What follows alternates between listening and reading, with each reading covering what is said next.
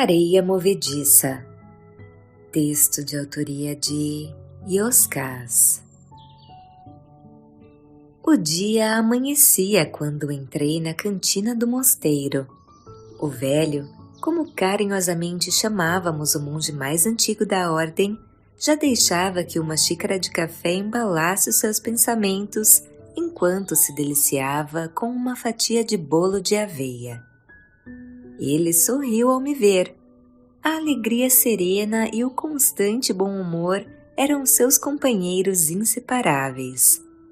Apesar de ter assistido a diversas situações complicadas ocorridas no mosteiro, não me lembrava de nenhuma que tivesse sido capaz de arrancá-lo do eixo de luz no qual caminhava. Impressionava-me a sua força mansa e equilíbrio improvável diante das mais duras provações. Era algo que eu admirava e desejava para mim. Contudo, eu ainda estava bastante distante. Enchi uma caneca com café e me sentei ao seu lado. Comentei que aquele ciclo de estudos transcorria maravilhosamente bem. As aulas se mostravam produtivas e todos pareciam satisfeitos com os aprendizados oferecidos. No entanto, havia um fato recente que me intrigava. Miguel, um jovem e culto monge, na faixa dos 30 anos de idade, havia há algum tempo chegara emocionalmente despedaçado no mosteiro. A sua bela esposa falecera poucos meses após ter sido acometida por uma enfermidade avassaladora. Ele estava inconsolável. Foi acolhido pelo velho com carinho e paciência. Naqueles dias, era comum logo cedo, antes do início das atividades, ver os dois andando pelos roseirais do jardim interno do mosteiro. Miguel recebeu as orientações e o amor necessários para superar um momento de extrema dificuldade. Misericórdia é a virtude de oferecer o nosso melhor, seja em palavras, seja em atitudes, para atenuar o sofrimento de alguém. Uma linda maneira de amar. O velho fez isto com uma dedicação incomum. Mais rápido do que eu acreditava, Miguel conseguiu cicatrizar a ferida dolorosa. Eu acompanhara e apreciara cada etapa daquela valiosa transformação. O que me intrigava não era a superação do Miguel, mas, passado 2 anos, ele havia conhecido outra moça, se apaixonado e casado. Não me causava estranheza o casamento, mas o fato de o velho não ter sido convidado para a festa de celebração. Vários monges da ordem estiveram presentes. Fiquei indignado justamente por restar esquecido aquele que mais se empenhou para tirá-lo do porão escuro, de onde chegou a acreditar que nunca mais conseguiria sair. Incomodou-me a injustiça. No período de estudo seguinte, observei o velho tratando-o com o mesmo carinho e atenção de sempre, como se não tivesse sido deixado de lado. Isso me intrigava. Confessei que eu jamais conseguiria. O bom monge franziu as sobrancelhas e disse em tom repleto de compaixão: "Ele deve ter motivos para isso." Insisti que não era justo. Pedi que ele me explicasse que motivos seriam esses. O velho deu de ombros e argumentou: "Os motivos são dele, não meus. Embora eu desconheça quais são, não me cabe antever que eles não existam ou que sejam insuficientes. Ao contrário, cabe a mim respeitar as escolhas concernentes à vida do Miguel. Sua vida, suas escolhas. Um princípio filosófico que alicerça a dignidade e fundamenta a compaixão. Ao não aprisionar ninguém às minhas verdades e escolhas, eu me liberto por impedir qualquer dependência emocional como dívida oriunda dos atos que pratiquei. No amor nunca haverá credores nem devedores. Esta ideia desconstrói sofrimentos. Em seguida acrescentou: por isso os poetas cantam que o amor liberta. E fez uma pergunta retórica: entendeu agora? Depois acrescentou: não me cabe gerenciar as escolhas de ninguém. Tenho apenas de cuidar para que o melhor de mim jamais me escape. Nada mais. Isto é libertador. Se não me esforçar para compreender as dificuldades alheias e acolher as inadequações com a necessária compaixão, passarei a existência acreditando que o mundo conspira contra mim. Será um sofrimento infantil, desnecessário e sem fim. Falei que não era fácil agir desse modo. Ele explicou: não é fácil por causa do software pré-instalado em nosso inconsciente, denominado condicionamentos ancestrais, que nos faz acreditar que todas as nossas contrariedades, frustrações e decepções existem porque sou uma pessoa boa em um mundo ruim. Sinto-me perseguido, sem lugar e constantemente desconfortável. Os dias se fazem pesados. Faz-se necessário desmontar esse raciocínio limitante. Do contrário, o sofrimento nunca cessará. Uma nova maneira de pensar, bastante simples, precisa ocupar o seu devido lugar. Bebeu um gole de café e esclareceu: em verdade, sem exceção, caminhamos no tênue limite entre o bem e o mal. Se reajo mal diante da maldade, também me torno um homem mau. Se a desonestidade de alguém me faz agir da mesma maneira, permito que o mundo estabeleça a linguagem que irei usar. Se me irrito ou entristeço por causa da ofensa ou da acusação que alguém me faz, deixo que o desequilíbrio dos outros me contagie e me faça sofrer. Não há sabedoria nisto. Se me envolvo em mágoa ou ressentimentos em razão da escolha de alguém, concedo aos outros o poder de decidir o veneno que me adoecerá e desperdiço a alegria indispensável à leveza dos dias. Não há amor nisso. Ao deixar que isso aconteça, abandono o melhor de mim. A minha luz se apaga. Torno-me uma pessoa amarga, ou, ainda mais grave, um indivíduo que acredita que a maldade se faz indispensável em um mundo malvado. Fica aprisionado a uma ideia tola, estagnante e equivocada. Fez uma pausa antes de acrescentar: essa maneira de pensar me parece tão nefasta que a denomino de areia movediça.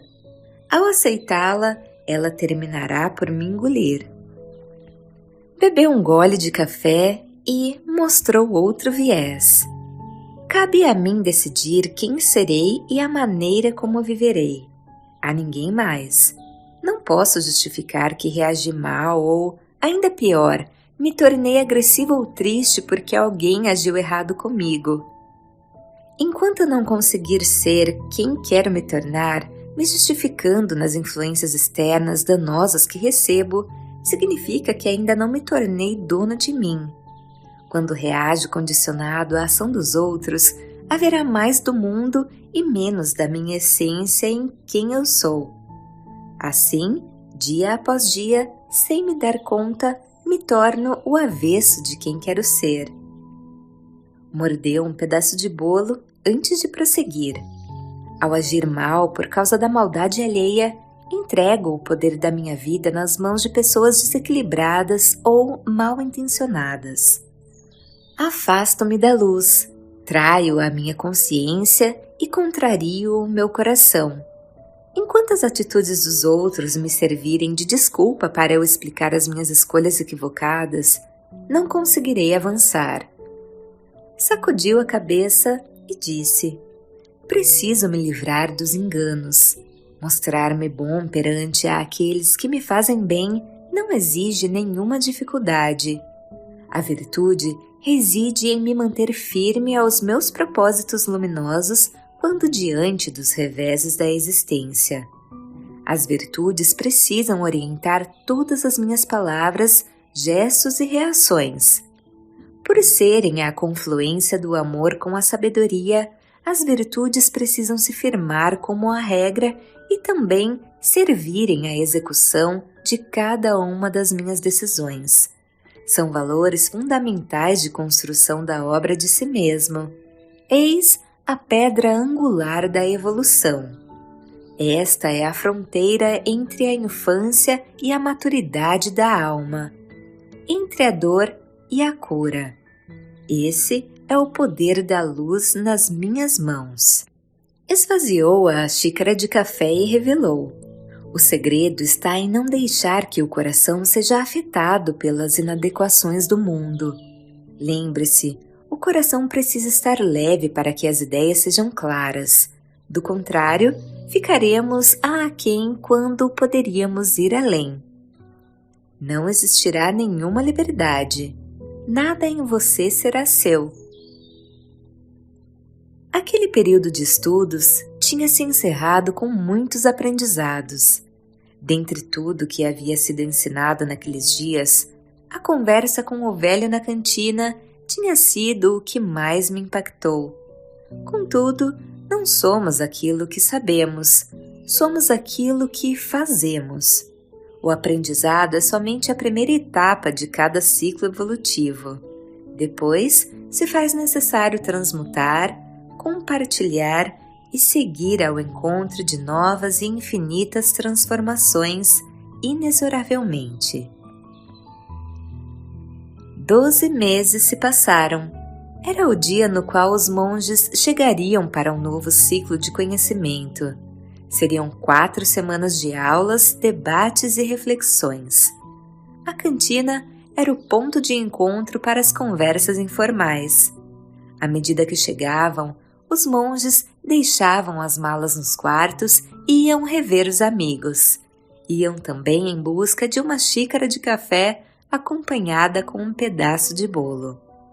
A alegria era indescritível, muitas histórias para contar, além das expectativas quanto aos aprendizados que seriam permitidos.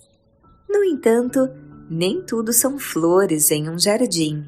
A erva daninha da amargura sufocava as minhas margaridas. As larvas da raiva devoravam os meus lírios. Explico. Uma prima muito próxima a uma das minhas filhas, contrariada com uma escolha que fiz, havia distorcido alguns fatos e os usara para que a minha filha ficasse magoada comigo. Isto criou entre pai e filha um atrito que nunca houvera, com ações e reações muito ruins. Tivemos um sério desentendimento. Ela fora agressiva como nunca antes. Estávamos magoados um com o outro a ponto de eu decidir que me afastaria dela por tempo indeterminado. Também não mais lhe prestaria qualquer ajuda financeira. Considerei uma ingratidão o seu comportamento diante do pai que eu acreditava ter sido por mais de 30 anos. Que ela seguisse a vida distante de mim e que terminasse o mestrado com os seus próprios esforços. Uma decisão irrevogável. Sentado na última mesa próximo à janela com vista para as montanhas, eu conversava com o velho. Contei os fatos e falei da decisão que havia tomado. Argumentei que eu precisava ser justo comigo. O tempo mostraria a ela quem era quem. O bom monge me ouviu com a sua enorme paciência e indescritível compaixão sem me interromper. Quando terminei, ele fez menção em falar, mas se calou. Ele olhava atento para a porta da cantina. Todos os monges pararam as suas conversas. Ao me virar, entendi o silêncio. A entrada de Miguel foi impactante. O jovem monge estava emocionalmente destroçado, mais uma vez. O motivo nos foi explicado. A sua mulher, com quem havia contraído núpcias recentemente, após o falecimento da sua primeira esposa, tinha sido fatalmente atingida em um acidente automobilístico. O velho aguardou que todos os monges expressassem solidariedade, se levantou, abraçou Miguel e, como a cena de um filme já visto, o levou para andar nas vielas repletas de roseiras do jardim interno do mosteiro. Sempre tive o hábito de acordar muito cedo com as estrelas ainda altas no céu. Naqueles dias, ao me dirigir para a cantina em busca das primeiras canecas de café, eu os vi conversando enquanto andavam por entre as rosas. Sentado à mesa próximo à janela com vista para o jardim, eu os observava e refletia. Mesmo relegado na festa, o velho voltara a estender a mão no infortúnio. Não se tornara mal porque agiram mal com ele. Era o mesmo bom homem de antes. Ele não permitira que nada nem ninguém o arrancasse do seu eixo de luz. As inevitáveis arguras da vida jamais impediriam que o seu melhor florescesse e frutificasse no mundo. Ele não apenas sabia, mas também fazia. Isso se traduzia em inegável beleza e intangível leveza. Tive a nítida sensação de existir um gigante dentro daquele corpo franzino e alquebrado. Depois de 2 semanas, embora não estivesse recuperado por completo, o que ainda demoraria algum tempo, Miguel estava um pouco mais fortalecido e equilibrado. Já caminhava sozinho pelo roseiral. Naquele momento era importante que fosse assim para que voltasse a acreditar em si mesmo e, por consequência, no poder irresistível da vida. Como se tornara um costume naqueles dias, eu o observava pela janela da cantina enquanto o café impulsionava as minhas reflexões. Foi quando o velho apareceu sem avisar e se sentou ao meu lado. Antes que eu falasse palavra, ele perguntou: "Ainda amargurado e ressentido?" Entendi que o bom monge dava prosseguimento à conversa interrompida no dia da chegada ao mosteiro. Ele se referia às emoções que me dominavam após a briga com a minha filha. Ratifiquei a minha decisão de me afastar dela. O velho me olhou com compaixão e indagou: "Vais jogar pelas regras das sombras?" Antes que eu me justificasse, ele acrescentou: "Vai se tornar um homem mau porque agiram mal contigo?" No estilo socrático, continuou: "Qual a diferença que haverá entre você e um troglodita qualquer?" As perguntas escalavam nuances de raciocínio. Embaralhado entre as emoções densas que estreitavam as minhas escolhas e a verdade que ressaltava a consciência, demorei a responder. Expliquei que eu precisava ser justo comigo. A minha filha tinha sido excessivamente agressiva e precisava entender o limite que ultrapassara. Respeito é fundamental. O velho franziu as sobrancelhas e argumentou: "Um dos maiores enganos é quando usamos boas ideias para sustentar as piores soluções. Sem dúvida, respeito é muito importante em qualquer relação, mas o banimento é a única ou a melhor maneira de você resolver isso?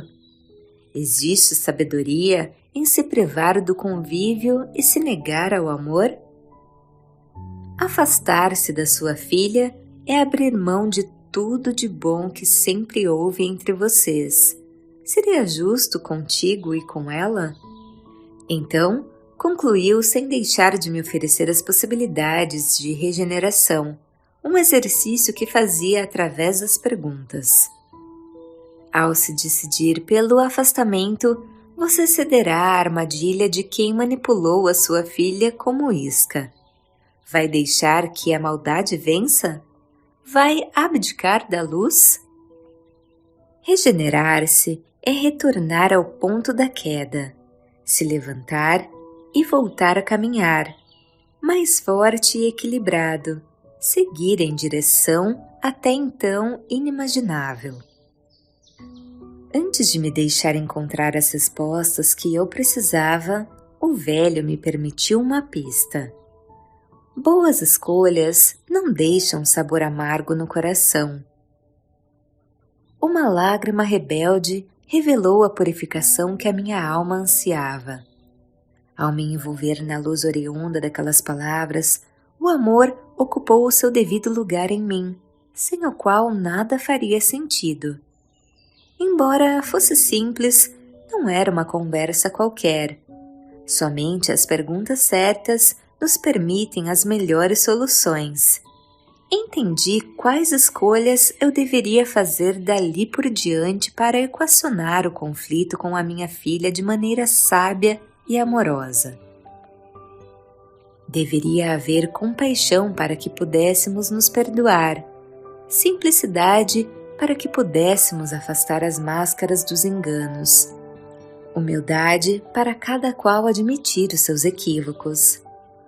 No mais, muita atenção para jamais voltar a participar como peças no tabuleiro do desequilíbrio dos outros, como meros joguetes de maldade alheia. Uma armadilha permitida em função de termos reagido mal diante do mal. Contudo, sempre haverá virtudes disponíveis para iluminar quaisquer sombras. Basta aprender a usar. O velho arqueou os lábios em leve sorriso e sussurrou: as melhores saídas serão sempre a que nos conduzem à beleza dos encontros. O bom monge segredou-me uma verdade insofismável. A maldade é como areia movediça. Ela se manifesta através de 1000 enganos e se esconde por trás de inusitados personagens. Enquanto não entendermos como isso funciona dentro da gente, seremos engolidos todos os dias. Pediu licença e foi aos seus afazeres, não sem antes levar consigo uma caneca de café. Logo que amanhecesse, eu telefonaria para minha filha. Seria uma linda conversa, como são todas as conversas de amor. Eu não tinha nenhuma dúvida. Pela janela, voltei a observar a regeneração do Miguel, que reaprendia a viver. Embora por motivos distintos, semelhante oportunidade me fora concedida naqueles dias. Ao fundo, vi o velho passar pelo corredor lateral do mosteiro com seus passos lentos, porém firmes. A sua mão estava estendida a todos. O bom monge não mais se permitia sucumbir à areia movediça das incompreensões que nos fazem parceiros involuntários da maldade.